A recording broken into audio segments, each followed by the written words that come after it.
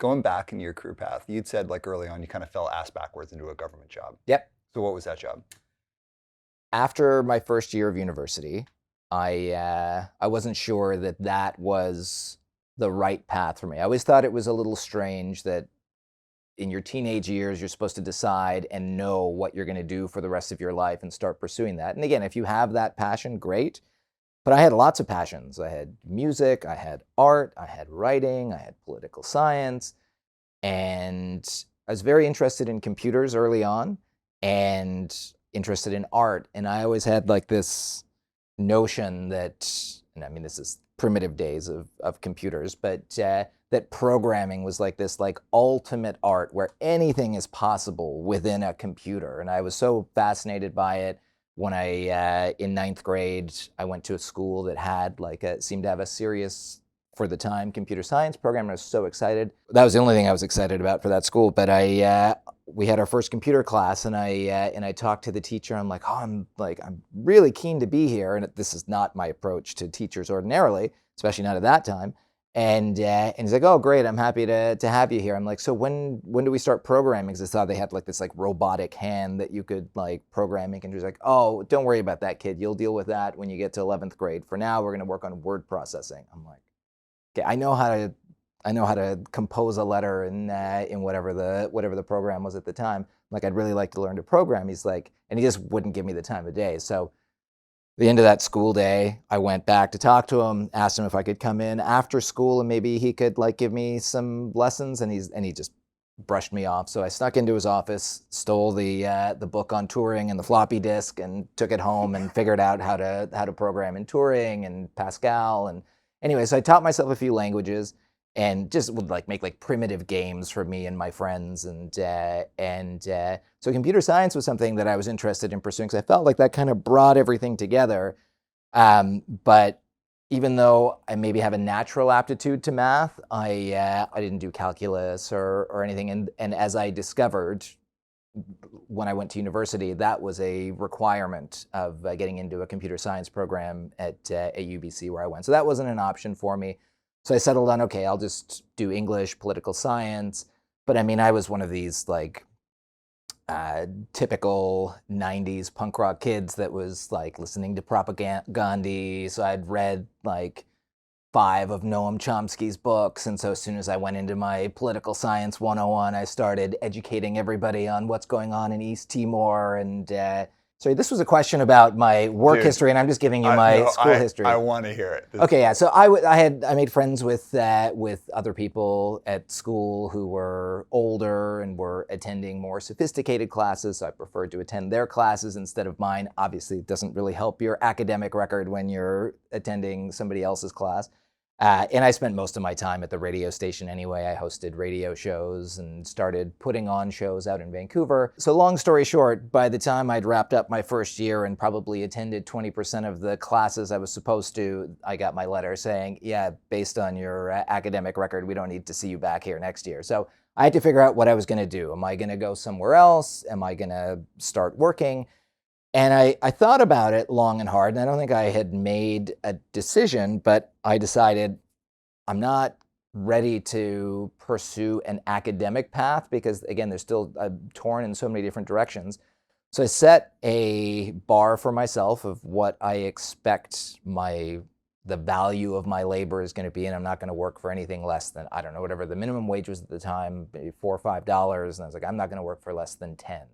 And so I remember I was sitting on the bus going to my mom's house, and there was a newspaper open on the classified section. I look at it, and there was this ad for a placement agency that said $12 an hour. I'm like, okay, that sounds about right. So I called them up the next day and said, hey, I want to come in for an interview. And so I just put on the only suit I had, went in there, not knowing what to expect. But this was like, we're in the late 90s at this point. Like, knowing how to use Excel was like sophisticated, and obviously my background with like basic programming was helpful. And I almost immediately got a job in the financial district working in one of the towers. But anyway, I had this job where in 1997 or 98, they gave me a laptop. Laptops were pretty special back then. They were feeding me coffee and donuts and juice, and I was sitting in an office up in the clouds, and I was just like, wow, I think I've figured something out here.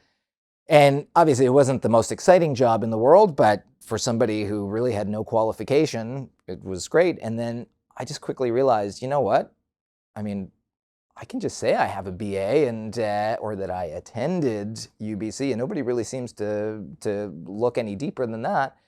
And so I started focusing on what are the things that are interesting to me. And then so I ended up working as an e-commerce analyst in the late 90s when like nobody even knew what e-commerce was.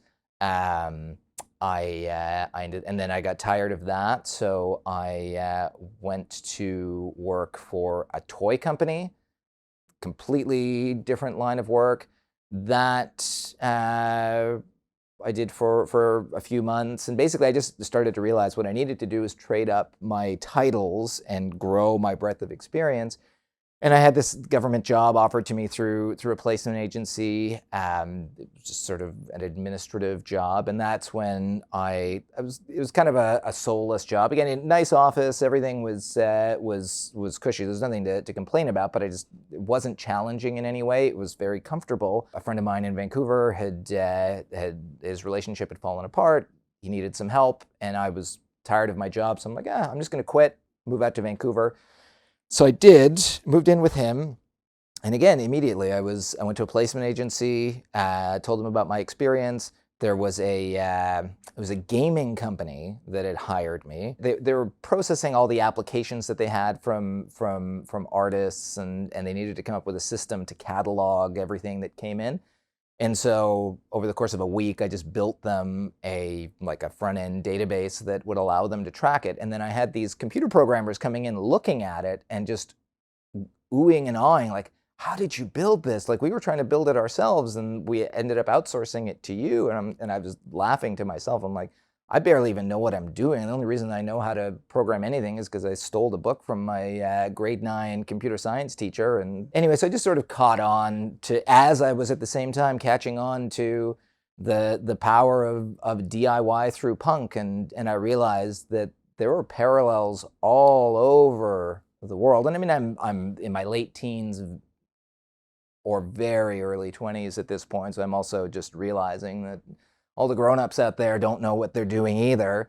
So I did that and ended up moving back to Toronto after a few months. That job with the government, they, again, wanted me to come back so badly that they offered me a raise if I would move back. So I'm like, sure, okay. Well, I didn't really enjoy all the rain in Vancouver, so I was there for the whole summer, for the best summers in the world, and then flew back to Toronto, and that's when I ended up buying that apartment in Kensington Market, and then fast forward a bunch of years, I was working for that media company. I was in Toronto, but the company was based in Finland, so I got to travel back and forth. Lots of record shopping through my Finnish punk and hardcore collection is very impressive. I ended up being headhunted for this corporate role and for a real estate company, even though I didn't have much experience in that industry except for owning real estate, and got to learn the ins and outs of that business from a very high level. In fact, one of the last things I did before I left that company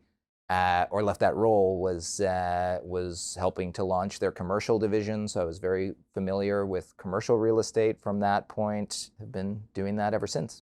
Dude, first, awesome story. Second, something that stands out to me, that idea that there's no right or wrong in a lot of the stuff, kind of traditional paths and traditional seats of knowledge and power and all these things. It's relatively meaningless that someone without a degree, who's totally self-taught, who just had the willingness to put themselves there and the hustle to make it happen, can go out and do a lot of cool stuff that's meaningful. It helps them financially. It lives them a certain kind of quality of life. I love that, and I love that a lot of it just came from who you are, but also that punk rock ethos of just DIY, figure it out.